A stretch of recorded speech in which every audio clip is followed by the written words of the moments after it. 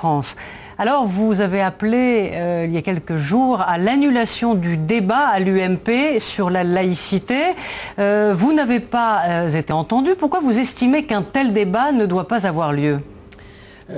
Vous savez, le Conseil français des cultes musulmans, dès le lancement de ce débat, qui d'ailleurs était nommé d'abord débat sur l'islam, puis renommé débat sur la laïcité, puis convention sur la laïcité, une convention interne, un parti politique. Le Conseil français des cultes musulmans, tout de suite, il s'est interrogé sur l'opportunité de tenir un tel débat dans le cadre qui a été annoncé, le cadre politique d'un parti politique, et puis surtout dans le contexte préélectoral. La montée du Front National. Chargé également effectivement d'un montée de populisme, puis aussi par un contexte international aussi difficile. Et de ce point de vue, donc, le Conseil français du culte musulman a estimé que ce débat... C'était pas le moment. C'était pas le moment, d'autant plus que l'annonce elle-même rappelait un autre débat qui l'a précédé, les débats sur l'identité nationale, qui a laissé beaucoup de dégâts. Cela dit, débattre de l'islam, ce n'est pas forcément blasphématoire. Bien sûr que non. Je pense que les musulmans de France sont profondément attachés à la liberté d'expression. Le débat, c'est toujours un signe de santé ou de vitalité d'une société. C'est même quelquefois une nécessité dans une société. Mais c'est surtout le cadre et le contexte dans lequel ce débat intervient et la façon dont il a été annoncé, dont il a été géré, qui pose problème. Alors, cela dit, pourquoi vous n'y allez pas justement à ce débat pour faire entendre votre voix et en quelque sorte dire ce que vous avez à dire, plutôt que de boycotter? Est-ce que ce ne serait pas là une solution dans le fond? Nous avons estimé que l'institution qui est le Conseil français du culte musulman avait déjà des cadres de dialogue et d'échange avec les pouvoirs publics.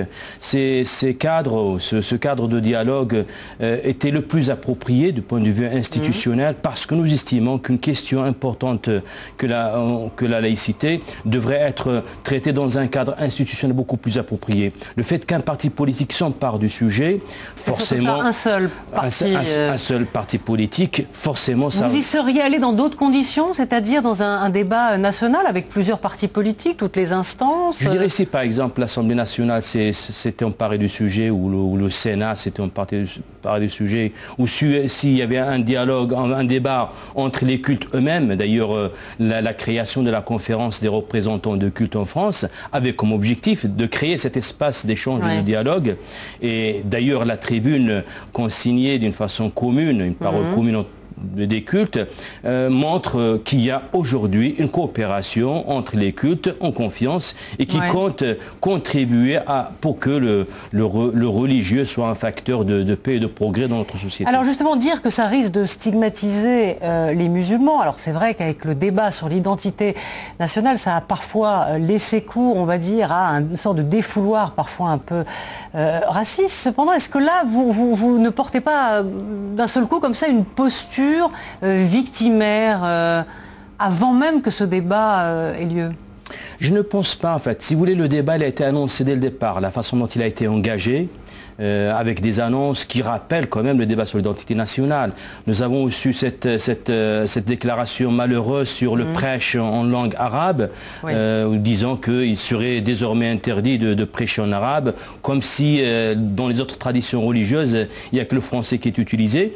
Je pense donc cette multitude de déclarations et ce parallèle avec des débats précédents remontait l'inquiétude, et je pense que les musulmans de France se mettait déjà dans l'esprit le déroulement d'un débat déjà précédent, et de ce point de vue, nous estimons en fait que cette période n'était pas la bonne. Est-ce que vous avez l'impression qu'en France, il y a une forme d'islamophobie qui est en train de s'installer, on va dire un racisme anti-musulman? Est-ce que vous le sentez, vous le percevez et vous le craignez? La montée des actes anti-musulmans est une réalité, effectivement. D'ailleurs, c'est ce qui a poussé le ministre de l'Intérieur chargé des cultes de signer une convention avec le Conseil français du culte musulman pour voir l'ampleur de ce phénomène et de le mesurer du point de vue statistique. Mais vous, vous mesurez. Si vous deviez avoir un instrument de mesure, ce serait lequel? Je dirais, dans le cadre de cette convention, il est prévu déjà en fait, qu'il y ait des réunions trimestrielles entre le Conseil français du culte musulman et le ministère de l'Intérieur pour justement comparer les statistiques provenant du Conseil lui-même et des services de l'État. Je pense que mesurer ce phénomène et son ampleur permettrait de mettre en œuvre, je dirais, des solutions et des dispositifs appropriés. Justement, c'était Marine Le Pen, présidente du Front National, qui avait lancé ce débat sur les prières dans la rue. Y en a-t-il beaucoup? En tout et pour tout, il y a 6 cas. 6 cas au niveau du territoire national. C'est-à-dire c'est très peu. Ces 6 cas, ils sont en train d'être résolus. Où ça, à Paris, à Marseille? Il y a 3 à Paris, il y en a un du côté de Nice qui a été déjà résolu, 2 du côté de Marseille. Il y a des réunions entre le Conseil français de culte musulman, les associations concernées et les préfectures concernées pour justement trouver des solutions. Je pense que c'est en cours de résolution. Parce qu'il y a quoi, 2000 lieux de culte aujourd'hui en France. Il en faudrait combien? Alors il faudrait, vous savez que sur les 2 milieux de culte, il y a quand même une grande partie, voire presque 40%. 700 lieux de culte qui font entre 50 et 100 mètres carrés. Donc on ne peut pas parler en termes de normes, mais plutôt en termes de superficie culturelle. Ouais. Nous disposons actuellement de 250 000 mètres carrés. On estime à peu près à 1 million les personnes qui ont besoin d'une place le jour du vendredi. Donc à peu près 500 000 mètres carrés si on met 2 personnes par mètre carré. Donc c'est dire qu'il faudrait au moins multiplier par 2 la superficie actuelle pour pouvoir répondre aux besoins des musulmans de France. À l'issue de ce débat, il y aura des propositions qui seront faites par Claude Guéant, notamment pour les usagers des services publics et en particulier dans les hôpitaux, puisque certaines femmes refusent parfois de se faire soigner par des médecins hommes. Claude Guéant, le ministre de l'Intérieur, dit que c'est inadmissible. Vous en pensez quoi, vous? Là encore, il n'y a aucune évaluation d'abord sur l'ampleur du phénomène. J'entendais il y a quelques jours un urgentiste de côté d'Evry qui disait dans une carrière de 20 années d'exercice, il en a rencontré 3. Donc, concernant les urgences, je pense que le problème est résolu par la circulaire actuelle. Concernant les urgences, du point de vue que ce soit légal ou du point de vue religieux, une femme ou un patient, qu'il soit femme ou homme, n'a pas le droit de mettre sa santé en péril en mettant en avant des considérations de pudeur ou autre. Donc le problème est résolu du point de vue religieux que du point de vue réglementaire. Maintenant qu'une femme... Mais est-ce que vous considérez que ça c'est une attitude qui ne doit pas avoir lieu en urgence, effectivement, il ne devrait pas avoir lieu. En dehors de l'urgence, tout patient a le droit de demander à choisir son médecin traitant.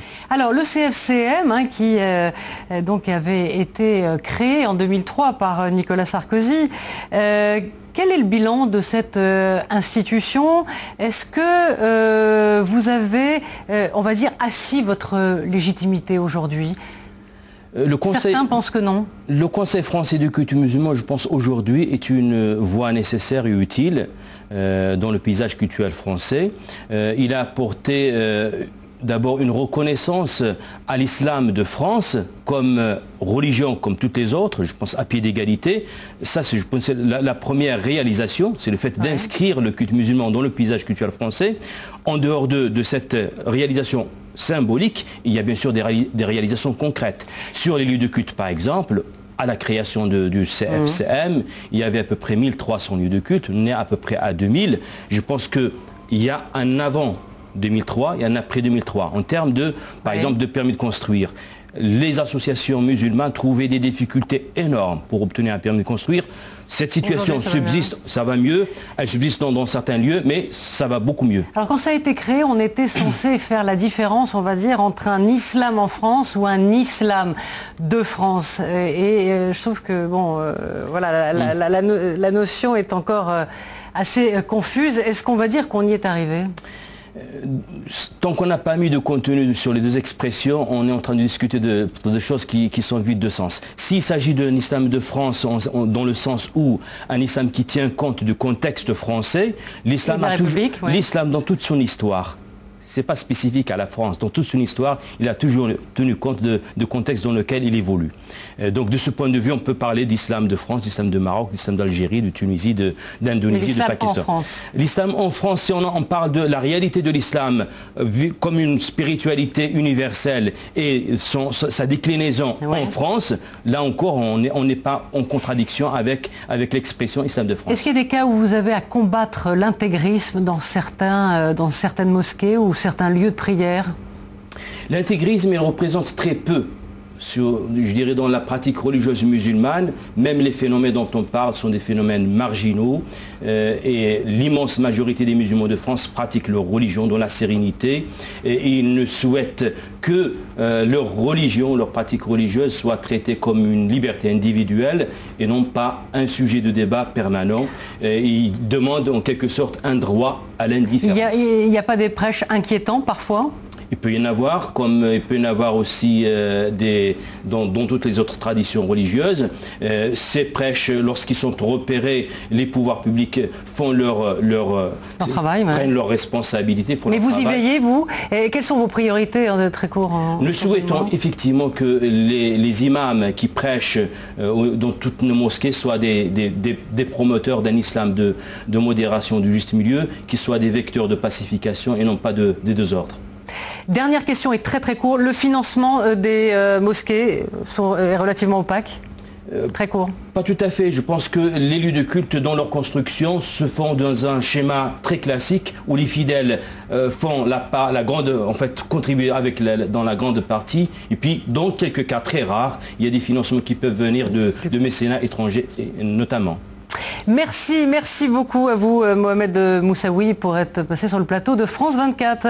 Tout de suite d'autres infos sur la chaîne internationale. Merci. Merci à vous.